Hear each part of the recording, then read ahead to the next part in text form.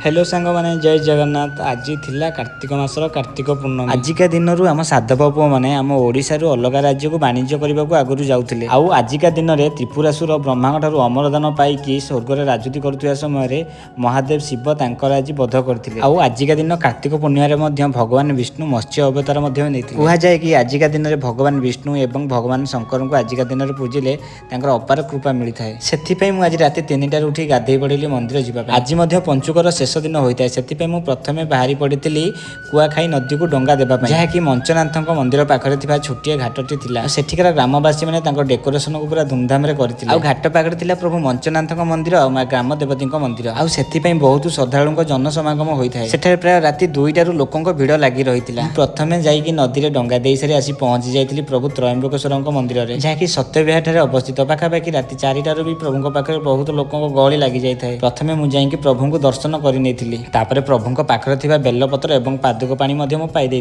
मुझे वृषभ कान में मो मन कथा चुप चुप कर कहीदेती। मुझे चली आसती माँ लक्ष्मी प्रभु नारायण को दर्शन करने को। सेठी प्रभु को दर्शन कर चली जाती प्रभु जगन्नाथ पाखक। सेठा जाइए प्रभु जगन्नाथ माँ सुभद्रा और बलभद्र को दर्शन करदेली। तो आज मोर ये छोटिया ब्लॉग टी आपको केमी लगे आप कमेंट कर जनइबार। जय जगन्नाथ।